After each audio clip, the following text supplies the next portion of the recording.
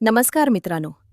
लग्नानंतर होईल स्प्रे मालिकेच्या येणाऱ्या पुढील भागामध्ये आपल्याला नवा ट्विस्ट पाहायला मिळेल.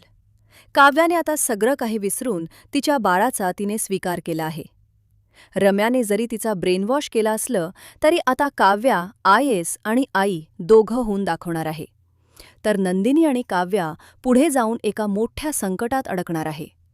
कारण नंदिनी जेव्हा बाळ पळवणाऱ्या टोलीचा शोध घेत आहे ती खूप मोठी एक गँग आहे. तर दुसरीकडे वसुवात आता विजयसमोर असं दाखवू लागते की कशा प्रकारे आम्हाला देशमुखांच्या घरात नोकरासारखं वागवलं जातं. आणि काव्याने तर चक्क रम्यावर हात उचलला आणि तिला जीव घेण्याची तिने धमकी दिली. त्यास विजयचा पारा चढतो आणि तो रागतच म्हणतो की त्या काव्याची हिंमत कशी झाली माझ्या रम्यावर हात उचलायची. आता मी पार्थ काव्याला सोडणार नाही. जर यात त्यांचा बाळ आलं तर त्यालाही मी सोडणार नाही.